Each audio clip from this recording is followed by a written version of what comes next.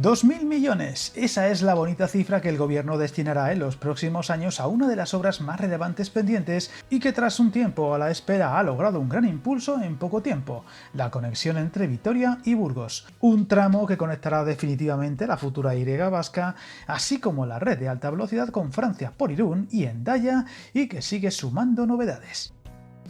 Hablamos del impulso definitivo durante el próximo año a la red de alta velocidad que conectará Castilla y León con el País Vasco, donde Adif Alta Velocidad licitará en los próximos meses los contratos para la construcción de los 7 tramos, es decir, todos, en que se ha dividido el trazado de 96,6 kilómetros que conectará Burgos con Vitoria y que tendrá una inversión que superará ligeramente los ya citados 2.000 millones. Un empuje definitivo para que esa fecha de 2030 para acabarlo sea factible, aunque siempre con la cautela que supone un trazado complicado y que además requiere de ir de la mano de otras, como el nudo de Arcaute a las afueras de Vitoria, que también ha dado pasos decisivos en las últimas semanas. La entidad pública daba recientemente luz verde al concurso del primer proyecto entre Pancorbo y Amellúgo, a los que se irán sumando en los próximos meses avances en el resto de tramos de forma consecutiva, y para la que grandes y medianas constructoras ya han conformado los consorcios con los que prevén concurrir a los distintos concursos. De momento al menos 9 UTEs, que optarán a los contratos para dicha conexión y que serán cofinanciadas por el mecanismo Conectar Europa de la Unión Europea. Viajar en tren nunca fue tan fácil. En trenes.com encuentra y reserva tus billetes de Renfe, Wigo, Irio y muchos otros países europeos. Vive experiencias únicas a bordo y recuerda, si vas sobre raíles, está en trenes.com.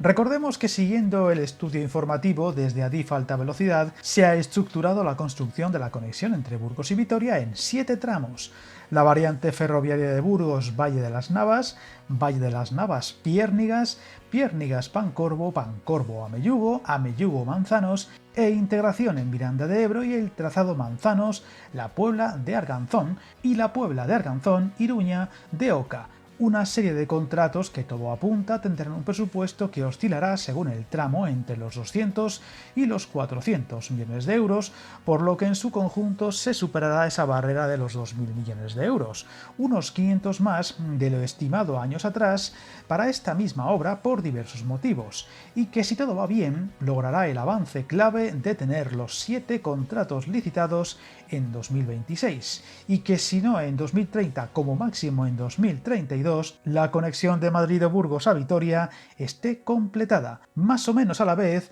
de lo que ya se empieza a estimar para completar toda la Y vasca, incluyendo la entrada en la nueva Abando o la conexión con Francia.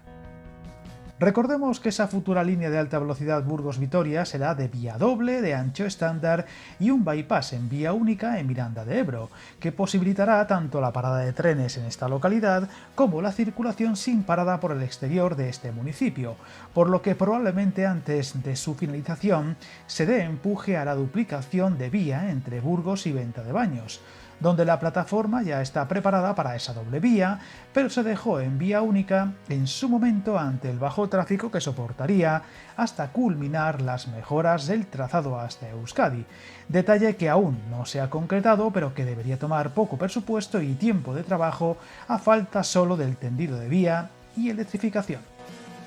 Estos anuncios llegan en un momento clave para los trabajos en desarrollo en Euskadi, con los recientes avances en el nudo de Arcaute, la puesta de nuevo en servicio de la estación de San Sebastián, aunque a falta de los trabajos finales, avances en diversos puntos en Irún o el anuncio de los primeros trabajos al fin de instalación de vía y otros elementos en varios tramos de la plataforma ya acabada, lo que debería permitir abrir al menos parte de la futura Y vasca según se vayan acabando, aunque empieza a parecer muy posible que toda la infraestructura no podrá abrirse a la vez, detalle que está por confirmarse. Y por último, sigue habiendo máxima expectación por ver cuál será la decisión del trazado final entre País Vasco y Navarra, que debería faltar poco para revelarse. Todos ellos contados en diversos vídeos y donde seguiremos muy pendientes ante las novedades que vayan llegando. Suscríbete al canal y recuerda que el camino más largo se inicia con un primer paso.